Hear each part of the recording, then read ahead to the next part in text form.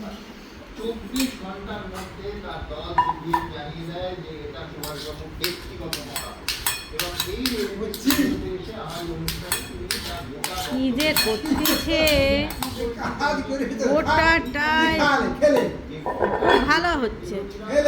জাতীয় নির্বাচন কমিশনের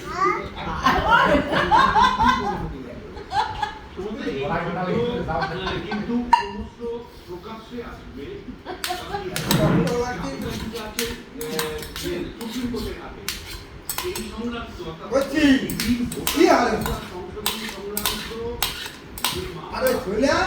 মামলা কিন্তু বিরোধীরা করেছে, দল করেছে, ইলেকশন কমিশনের বিরুদ্ধে গিয়ে করেছে, কিন্তু কোন স্থগিতাদেশ পায়নি। যদি সুপ্রিম কোর্ট গোটা গায়ে দই মাখছে। এখতিয়ারকে মেনে নেয়, যা সম্ভাবনা এবার উঠে পড়ো, হয়ে গেছে, এবার উঠে পড়ো, উঠে পড়। আইন 1950 আইনকে যদি আপনি দেখেন